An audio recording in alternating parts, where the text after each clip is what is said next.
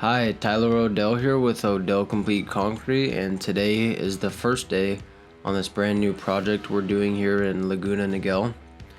It's a pretty big concrete job here. Basically, no more yard will be remaining once we're done here.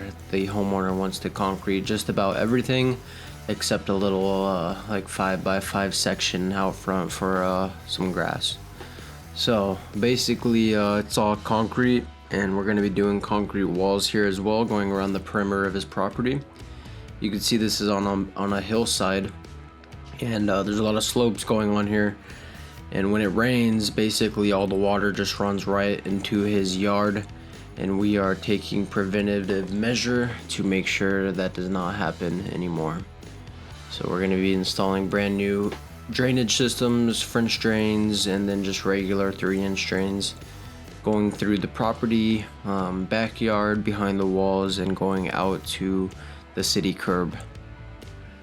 The foundation of this house has sank as well. It sank about 4 to 5 inches. So we are forming a 30-inch gap around the perimeter of the home. And the foundation company is going to come in once we finish pouring concrete and jack up this house, and then once they're done with their job, we're going to come back in and fill those areas in. The homeowner insisted on doing it this way because he was scared of the rainy season, and there's not much of a rainy season in California, but he was just worried that there'd be water in the soil, and this is very expensive soil. So we're here with the backhoe now. We're digging out some dirt.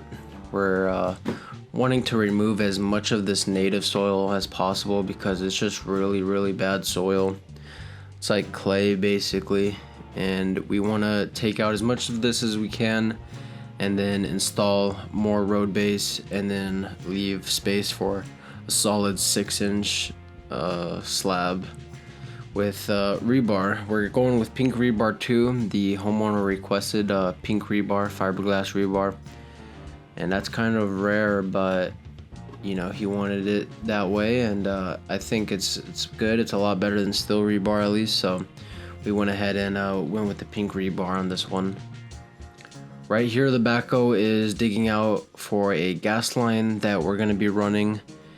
It's just a regular 3/4 inch gas line for a future barbecue or maybe a fire pit. I'm not sure what he intends to do with it, but we need to be I think we went 2 to 3 feet below the top of concrete here for that gas line, so it's plenty deep, I think. And then there's a couple other underground utilities we'll be installing in this same trench as well, like electrical and water irrigation for maybe a hose spigot back here as well or something like that. This would have been almost impossible to dig this out without this backhoe. It's a little wide, the bucket. I think it's about a 14 or maybe it was a 16-inch bucket. But you can see this clay is just coming out in big rocks basically, and like I said, it would have been almost impossible without the proper equipment. So this saved us a lot of time getting the right equipment out here to do the job, and I think that's a very important thing. Here's Luis clearing out the drain line, and same thing over here with the gas line. We're just kind of touching it up with our hands just to get it perfect.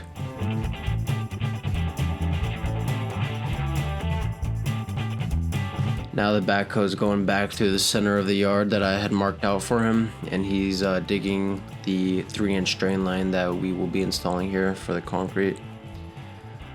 He figured it would be a little easier just to do it with the bobcat and just pry it out just like this.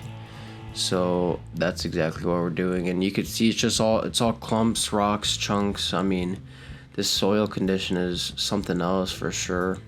It's real tough stuff to work with.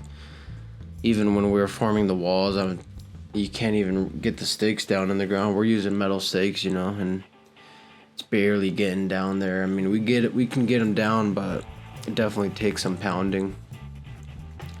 We're also shaving off some of this hillside just a little bit and taking these drains all the way back out to the front where the city sidewalk is. You can see we got those 30-inch borders all framed out already, and we made pretty good progress on day one. Like I said, I mean, if we did this by hand, it would probably have taken us, I don't know, 4 or 5 days to do what we did in one day with this equipment. So yeah, I'm definitely glad we had it. We also filled up about 2 to 3 low boys of dirt in just one day. Now I'm operating the Bobcat, taking out just a little bit more dirt here, making sure she's graded nice and tight, getting rid of this loose stuff on top.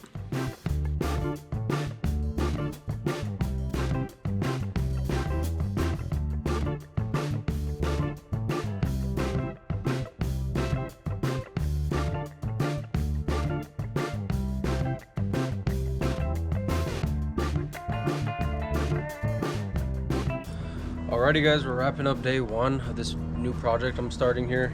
We got the gas line dug in, we got the drain lines dug out today, we got most of the form set. And an interesting thing about these forms, you guys are probably wondering why we're forming out around the house, and that's because this foundation is all messed up. It sunk in some areas, raised in other areas. So they have a foundation company coming out after us to dig holes and drive some pistons down and lift the house back up. And then we're gonna come back and do a decorative border around the whole house. Homeowner wanted it that way. He really wanted the concrete done before the rainy season hit, so we're going ahead and pushing forward with the concrete.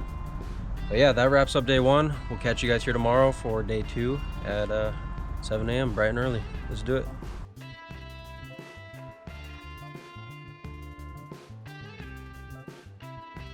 Alrighty, so we're back here for day two now. We got the whole crew out here clearing out these trenches, getting all the loose dirt out of them, and getting ready to install and lay down some pipe.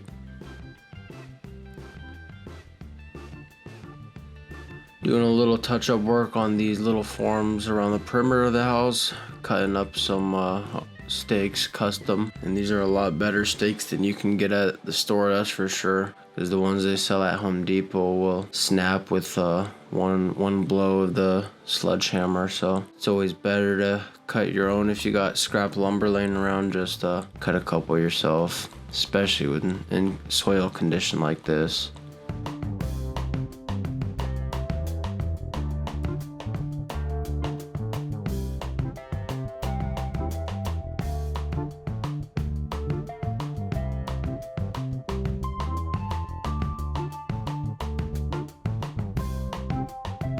Here is the poly gas pipe.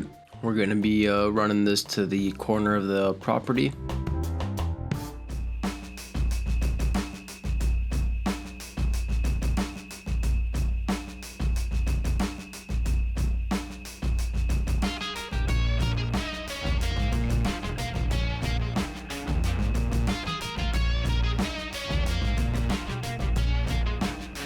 And this is a little trench right here for the electrical. We're running this electrical down this way and then through the existing trench we have for the gas line.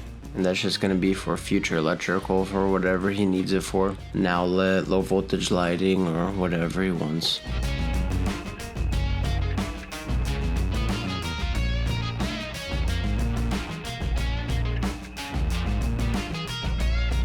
Here's the pressure gauge that we're installing on the gas line, and this will just help us make sure that the gas line is staying under pressure. Once we're all done here, we backfill the trench, we'll make sure the gas line is holding its pressure, it's not leaking anywhere.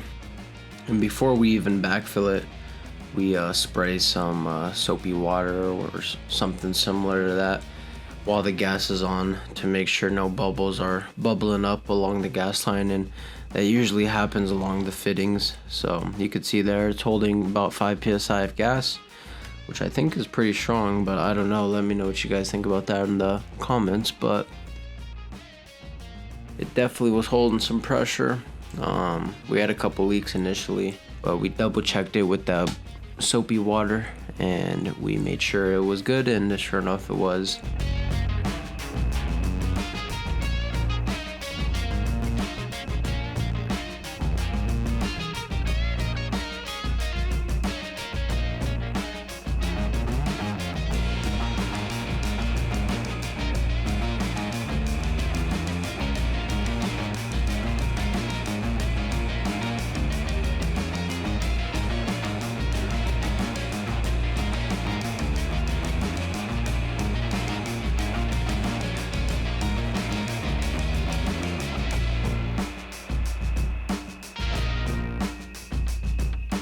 Okay guys, so what we're doing right now is we are setting our drains up. As you can see, we already have all of our trenches mainly dug out with the excavator the other day.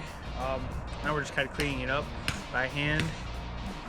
What we did was we measured off the foundation 14 feet 5 inches, because the total length from the back from the house to the back of the patio is going to be 29 feet.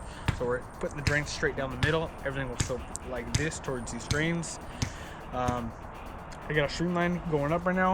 I'm gonna send it all the way down just so I can get my drains put in nice and straight. I don't know if my brother talked about this with you guys at all, but as you can see, we're putting forms around this whole house right here. And the reason for that is because his whole house, side of the house right here, is sinking. And it's gone down drastically, like 4 inches.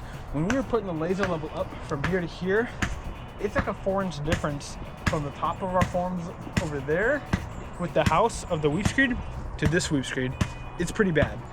So that is why we're forming this gap right here.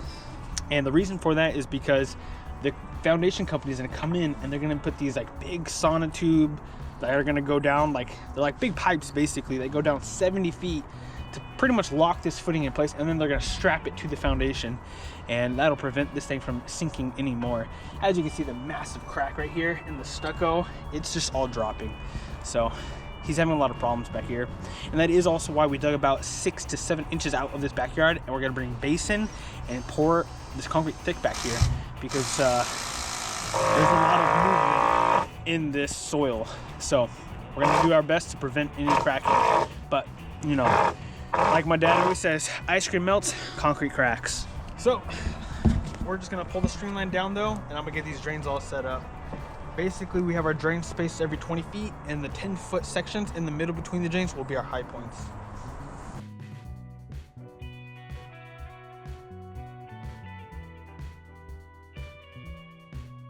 All right, pretty solid. And it looks pretty good, guys. It looks like we got straight down the middle of the trench. So we're not gonna have too many issues setting these drains and setting our irrigation lines through here as well. Also, you can see right here, we do have a gas line going in right here. We got this dug down pretty deep. Let's see where we're at exactly. We went about, looks like 26 inches. So that is plenty deep. Not gonna have to worry about this gas line ever being hit. All we gotta do now is just join the gas line right here with a union. And yeah, we'll have gas ready to go. Turn it on, make sure there's no leaks. Probably get a barbecue island over there, something like that in the future. Also guys, do you think that the homeowner should have waited before we poured concrete back here until after he fixed the foundation? Because we're basically doing 2 different pours on this property now. We're gonna have to come back later on and fill in this little 30-inch walkway around his whole house. But we did recommend waiting, but he chose not to. Let me know your thoughts and comments in the comment section.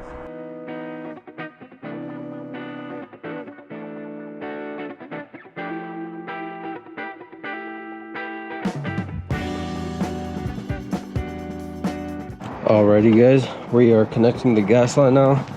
We got a couple unions in there, couplings. Got the gas stuffed up with the meter on it, just turned the gas back on.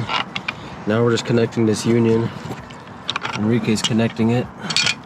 We got the pipe putty, the gas Teflon. Looks real good. Now we're just gonna connect it all up and test it out. We put a valve on it right here. And yeah, he's gonna use this for his barbecue island. He gets one of them. He's gonna do a precast one though, so he's just gonna set it down and plug it in. It looks good. We got about 24 inches to the ground, and when we were digging this stuff out with the backhoe, you could see it just comes out in massive rocks. So we're gonna have to haul these away and backfill it with some nice clean dirt. But other than that, it's looking good. Getting our drains in now. And this is gonna be a quick one. Probably have this job wrapped up in a couple days.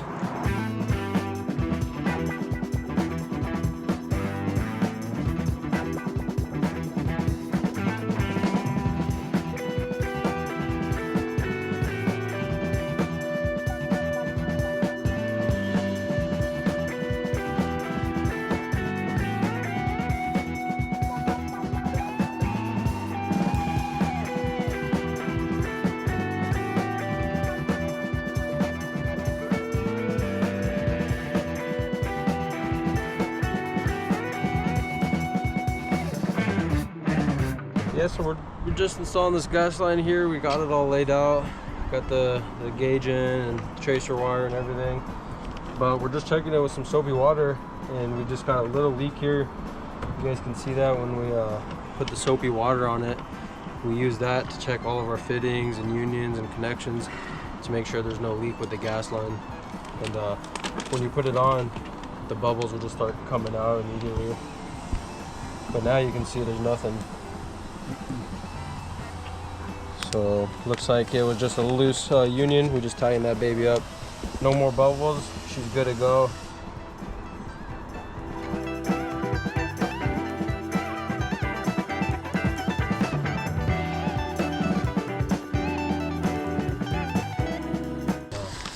Just check this one. This is the valve or the pressure gauge.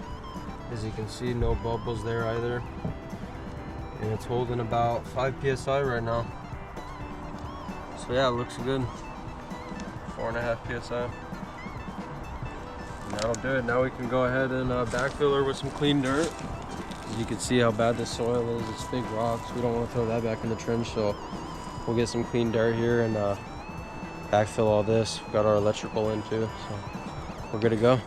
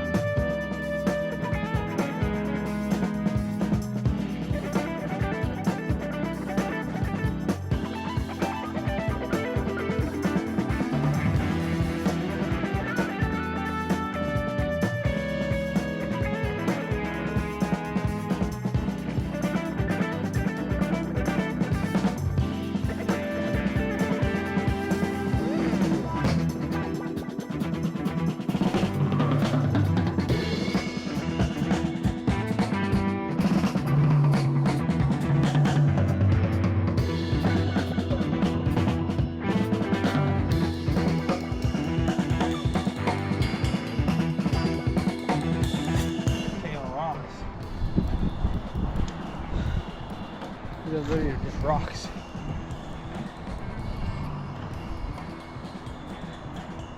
Yeah, that's solid.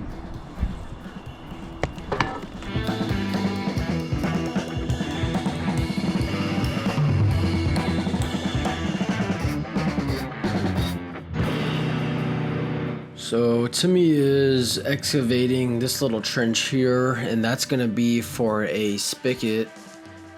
I think the homeowner plans to do something with this hillside, maybe throw some vegetation down or something along those lines. So he wanted a spigot there, and then he can tee off of it and eventually run a valve system with drip system or sprinklers or whatever he likes from that point on. So we just had to make sure the water was there for him to do that in the future.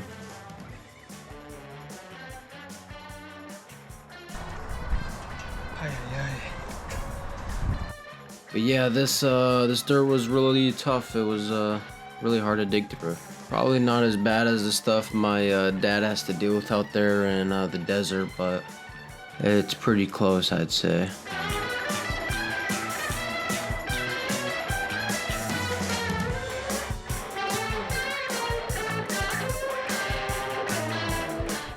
This wall down the irrigation pipe. So that's just a custom piece of rebar basically to hold down this irrigation pipe below grade, below into the trench basically, because this is at a really weird angle. It's not a perfect 45.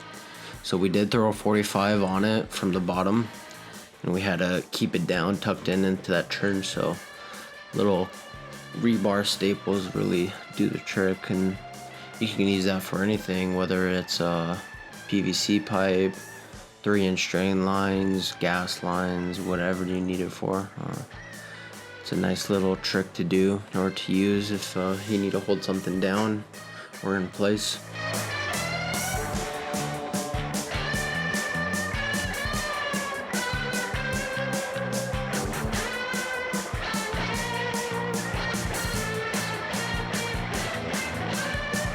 Fortunately, we didn't have a crazy neighbor or a crazy customer to deal with on this project, so it made this project go by really smoothly.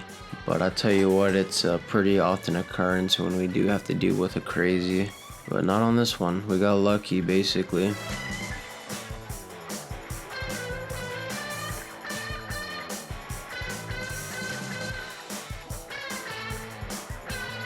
Now it's time to form up these walls. We kind of missed a lot of the filming on the forming, but me and Enrique and Luis formed all these walls up while Timmy was on another job with some other guys from the crew. And it was intense. I mean, we went out of our way to buy maybe 400 metal stakes to hold this wall up. I've just had really bad experiences in the past with curbs and walls blowing out, and I did not want this to happen on this one. So we definitely went overkill on it. I mean, we did probably stakes every almost 16 inches probably. I mean, it's pretty wild, but you know, it had to be done for this, and we're doing it around the entire perimeter of this home here to prevent any water runoff from getting into this guy's yard. And then on top of this wall, he's gonna be framing a little wooden fence on top.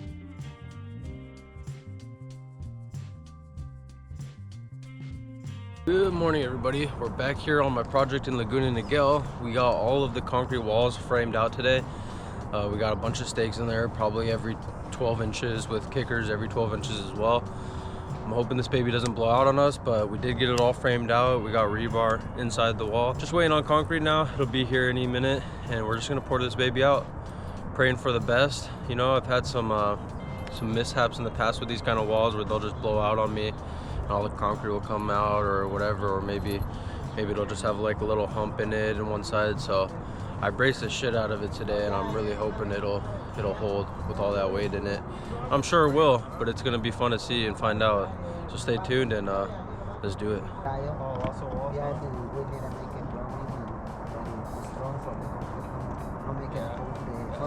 It's not going anywhere. Yeah. Me and the guys were just talking. Some of us are a little worried. We're a little skeptical about this thing blowing out possibly, but I don't think so. This thing's really strong. Look at that. It's not going anywhere. So concrete is here. We got associated ready mix. We're gonna pour out these walls separately from the rest of the pour, but I believe we have about 10 yards going into these walls here, and I think we use every single bit of it. We got rebar hung in the middle of this, top and bottom, and then we got it at 3000 psi pea gravel mix at a 5.5 inch lump. Maybe it was a 5-inch lump. Can't remember for sure, but yeah, we're pouring this out now. She's looking real good. And what we did here was pour it about halfway all the way, and then we went back to top it off.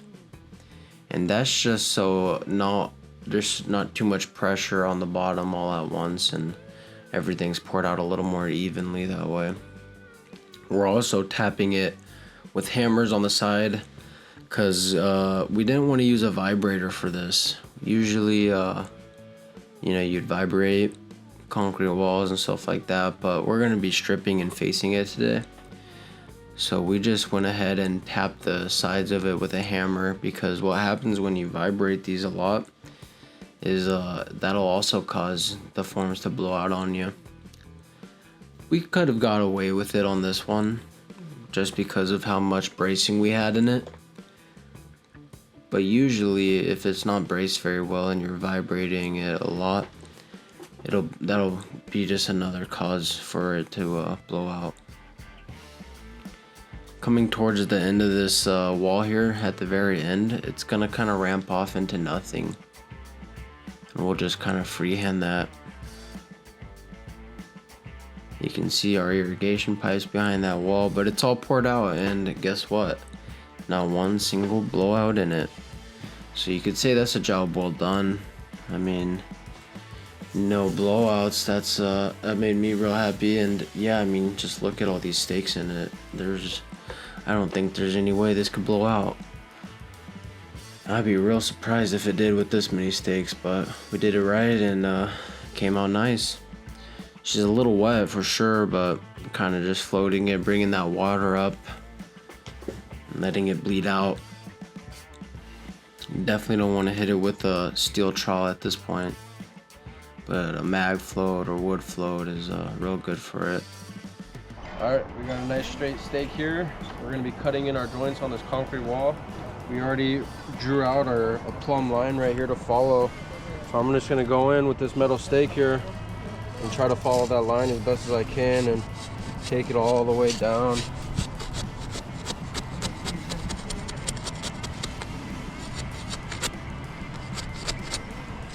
Pull it on out. Then when we go to strip it, we'll have a nice joint line already cut in, ready for us to follow it up with the hand joiner. Yeah, so that's a good technique as well if you need to cut in joints. Just get a straight edge or something straight, it could be metal, aluminum, whatever, and then drop it down where you need your joints before it gets hard. So that way when you strip it, you're not struggling to cut it out and get your joints in. I mean, it's already going to be there for you, so that works out nice. Here's a 1/2 inch radius, 6 inch wide edger. Here's the top cove tool for well, I guess not a cove tool, but it is the top tool for the edges of this wall, and those apply for staircases too, and anything with a top and bottom face,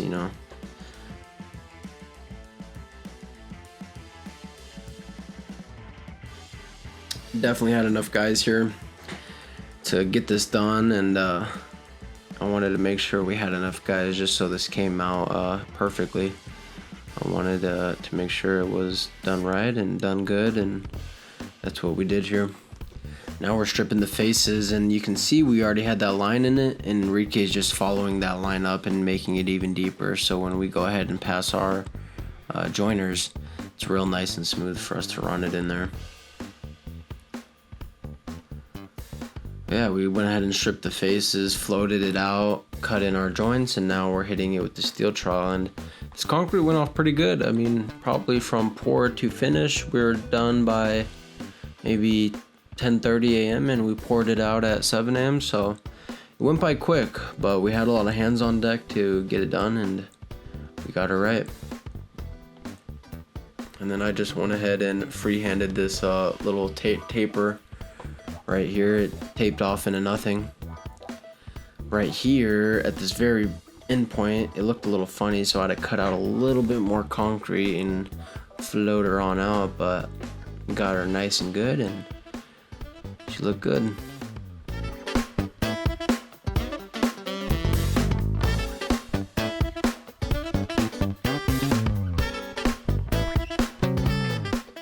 I would have liked to pour this curb with the whole patio, driveway, and side yards and everything, but there just would have been no way to face all of this, especially with the lumber we used to form this. It was 2x12s by 20-foot lengths, and I mean, if you're trying to strip this on top of wet concrete, I mean, it's a recipe for disaster for sure, and I didn't want to take any risk here. So it's much better to separate it, have a little bit more quality control when you can, and then we'll have a nice straight edge to pour up against too once we're done. And this lumber's heavy, so you can't really strip this and get it anywhere if you're not on some solid ground. It would have been really hard.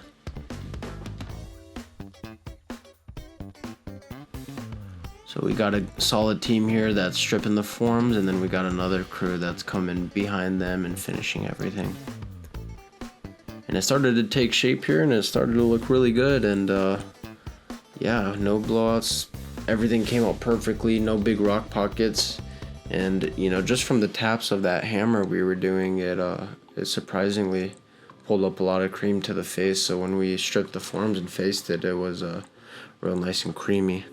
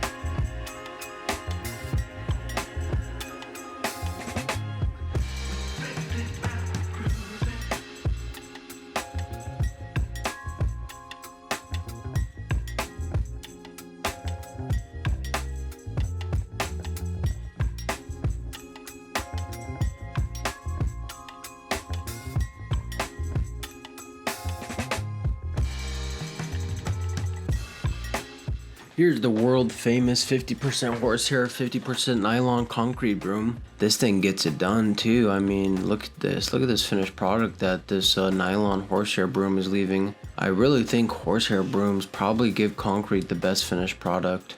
But a lot of guys are starting to use just straight nylon. Nylon's good too, but I mean, if the concrete's a little more wet or something and you put the nylon on it, it's gonna look real rough. I mean, you could get away with it with the horsehair, but can't necessarily get away with it on the nylon.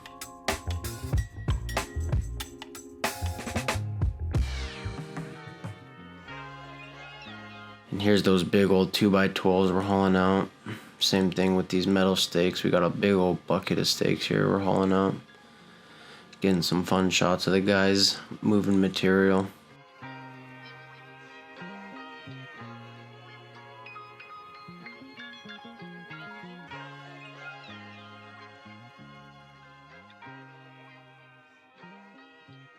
Alrighty guys, that wraps up the pour. Check out this beautiful masterpiece here. We knocked it out, no blowouts, no problems, and it was a nice creamy load, so we were able to face it really nice, and I mean, it came out beautiful. There's really nothing that went wrong here. Everything went accordingly, and it just works out that way sometimes, and I love it when that happens. We also threw in the nice big Arizona joints on this wall, so you can see they're pretty nice and wide, and they came out every 8 feet or so, and they look really good. I mean, got a bunch of cream in them, the joints came out perfect, and like I said, yeah, everything just came out really nice on this one. So now we're just gonna let this cure out, come back on Monday, let it water cure, and we're gonna start prepping the rest of this area out because we got another 45 yards, roughly 45 yards we're gonna be pouring here. We're gonna be going 5 inches deep on it, 2 inches of road base, 2 to 3 inches of road base, and we're gonna knock her out. But that's a job well done, and this thing just came out absolutely beautiful, guys. So hope you guys enjoyed this video. Thank you. Thank you for watching this video. Don't forget to like, comment, share, and subscribe, and we'll be seeing you on part 2 where we pour the rest of this concrete out for the customer here. Thank you guys very much, and have a good rest of your day. Goodbye.